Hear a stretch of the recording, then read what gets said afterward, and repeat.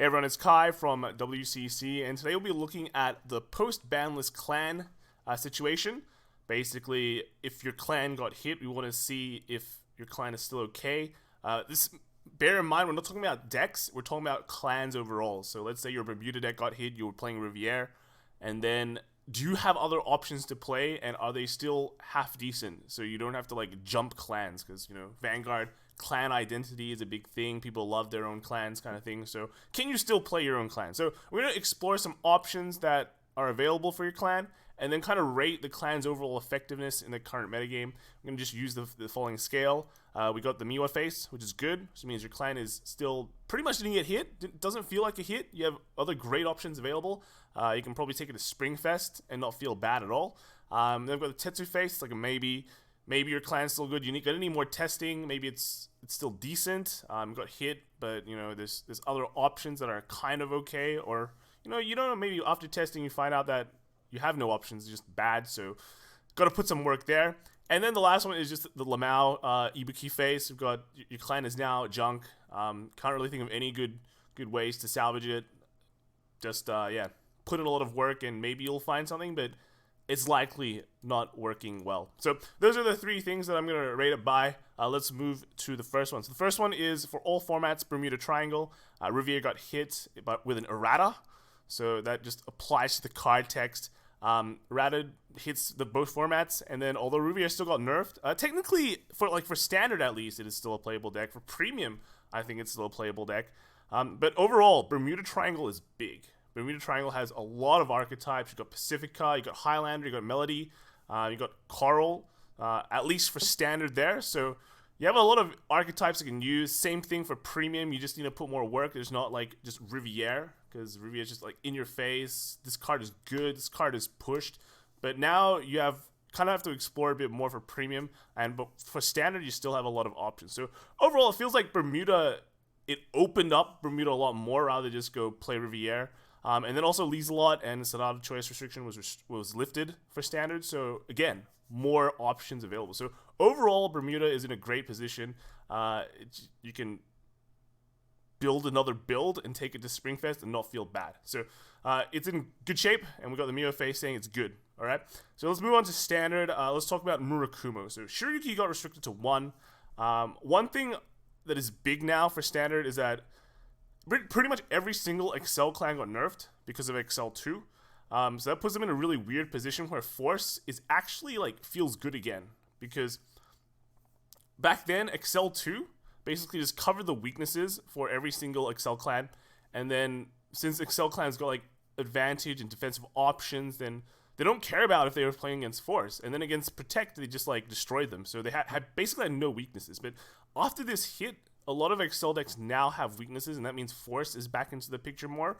And when you already have strong Force clans like Mordred, Shadow Paladin, Mordred, with Claret coming out, and then you have already a Bermuda Triangle strong Force clan, even though they got errated, it's still a relevant clan. So you opened up a weakness for Excel, and then you made those weaknesses worse, because they were also pumping up Force a bit to make it more competitive with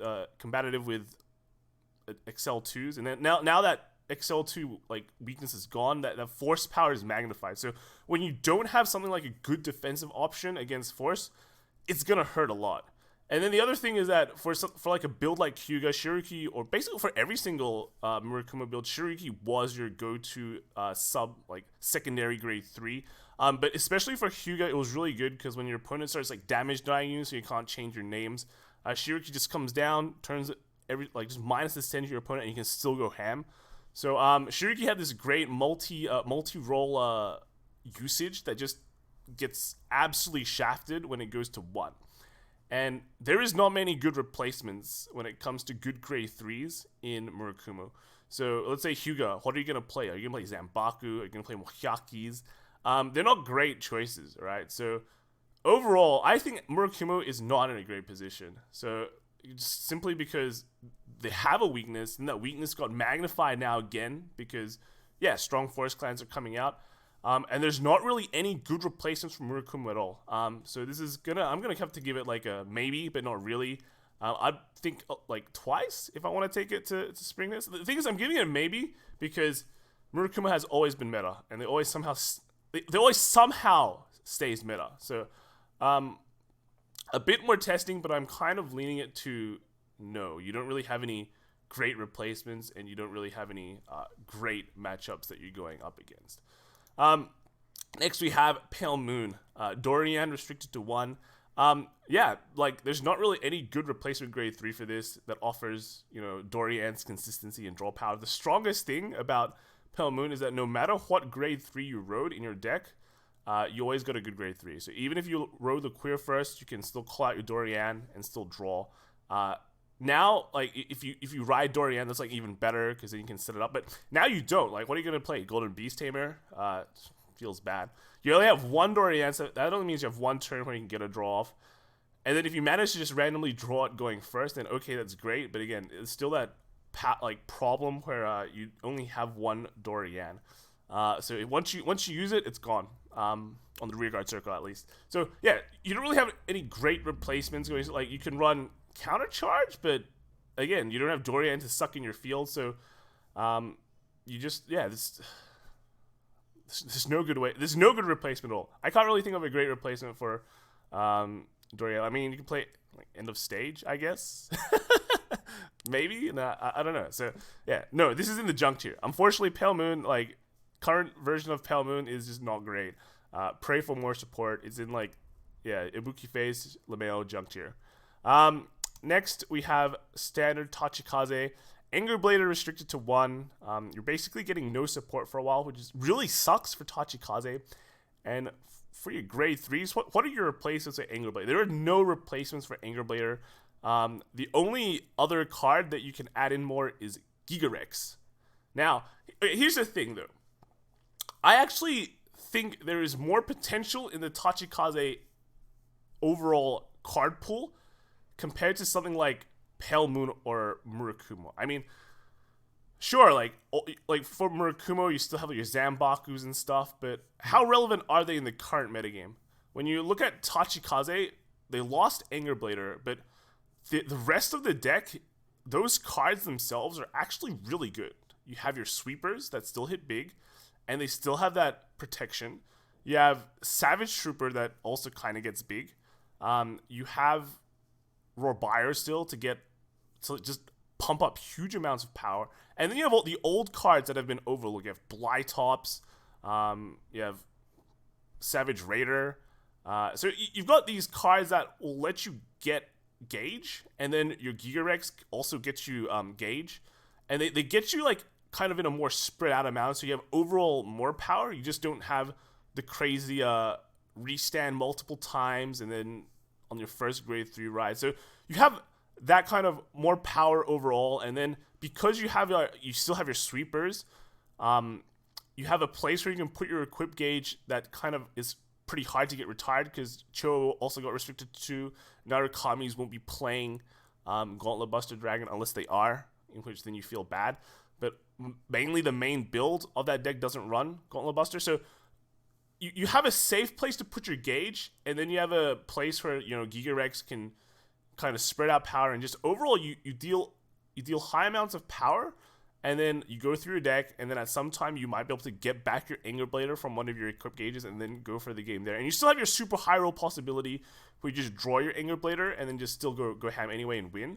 So I actually think Tachikaze, although this might be heretical to say, Tachikaze is like a maybe. I actually rate it slightly better than like a Pale Moon or a Murakumo, because you kind of know from Pale Moon and Murakumo is that they're donezo, right? Like they don't really have any great replacements that can really help them out. But with Tachikaze, you don't know. There's still a totally different playstyle that you can explore. And a lot of people did jump on the Exodia train just because it was fast. The format was fast. You needed to be fast. But now you can be slightly slower. You can be slightly slower, and maybe you still have a decent possibility, like a half possibility for Tachikaze. So more testing for this deck, I think, is definitely required, and then maybe we can come to our conclusions then. And then lastly for stand, we have Narukami. Cho got restricted to 2. Yeah, it doesn't really affect Narukami much. Lots of replacements, lots of great grade 2s to run. You can run Death Scythe if you want removal. You can run Voltage Horn if you want removal and moving. And then you can run something like Zuiton if you just want extra draws, or put like an extra Voltec Shred Dragon. I've seen people run a like Thunder Break Dragon for like grade 3. So I think standard like Narukami basically didn't get hit. It's in a great position. When it comes out, everyone will be playing Narukami still. It's in a great shape. So Narukami gets good. Okay, so moving on to premium now. Let's look at Gold Paladin. So Wonder Ezel got banned, and then the question is, how are we gonna replace Wonder Ezel's slot? And then like V Wonder Ezel with Hoel's replace the slot? I don't think so. Likely not. I think like Mark told me this pretty like after the ban list, right? He goes, imagine you play Gold Paladin, right? Imagine you play Gold Paladin before the ban list, but then you never high roll. And that is basically every single game from now on when you play Gold Paladin, at least with the Ezel variant. You do have a great superior ride. You may have more superior ride options, but you never get to accelerate your Excel circles without like re-riding, and that's pretty annoying. If you don't go wide with Wonder Ezels, your main kill turn with Ultima is always gonna be pretty weak, especially even with Providential Angel, right? Your kill turn without wide Excel circles is gonna be kind of meh. So if you're turboing to Ultima, you'll never have you never go big and wide. You only go big. And then when you think about a lot of the clans now in premium, they do have combat tricks that makes guarding those Ultima turns super easy. And then, well, when you don't go wide, and then even if you do have Providential Angel against the deck without any combat tricks, they can still have a half chance of winning if you're doing like the Providential one-hit kill kind of thing. So with that in mind, a lot of options for Gold Paladin has gotten weaker, and then you're like kind of more forced to do attacks onto your opponent, and it technically also slows down your Spirex Platinum turn because you don't get to ride up to grade 3, and then you go like something like Raven, right? But how do you get to a Platinum from there? There's not really a full Platinum combo turn without a Wonder Ezel, so it's actually really, it's just really, really meh, right? When you compare it to every single other premium clan. And then the other thing is, sure, you have your Besok GB8, but Besok GB8 is not a win condition you actively go for. It is a win condition that you eventually get to because your opponent plays too slowly. So I don't really count that as a win con. I always think it's Ultima. And then, yeah, when your Ultima is kind of nerfed in that it's very hard to go wide, Gold Paladin is... I don't think it's in a great shape. You're going to need to have a huge rework of the entire clan for premium, and I don't think from the rest of it that it's good enough. So I'm going to put it in the junk tier. It's going in the Lameo with Ibuki. Now, the second and last ban is for Pale Moon again for premium. People play too slow with this deck. It was just too complicated. People do too many combos. Pale Moon wasn't even a top tier clan. It was like a good clan, but not amazingly great when you had all these other great clans around. So it wasn't really a top tier clan, and it still got hit. But with the premium Pale Moon, there's other archetypes. You still have the Loop Pale Moon. And maybe you can make a defensive deck with Harry, because Harry being Magia gives your G guys more defensive options with like tricky assist and stuff. So I can see there being like a more defensive option on this build. So that's why I actually rate this having, even though it got hit from Dorian, I think it still has better potential than something like a Gold Paladin. Simply because we have some of the old cards that are still pretty decent. I think Harry is a great card. Harry's coming probably out in V pretty soon, but old Magia Harry enables you a lot of things. Like, sure, Dorian made everything easy. They just, every turn you didn't have a field, you sucked it in and draw cards. But old Harry enabled you to have more defensive tricks.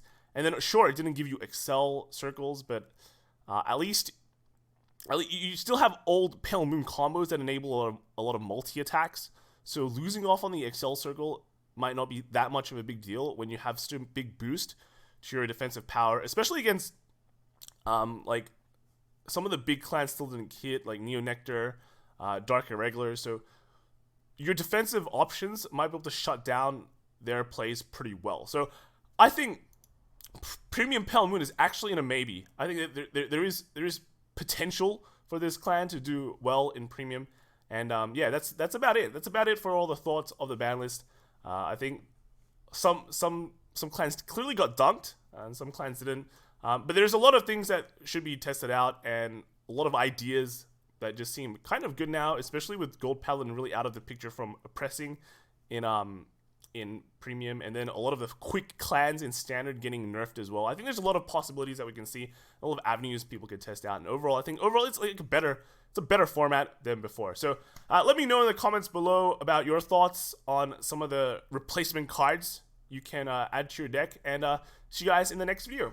Bye.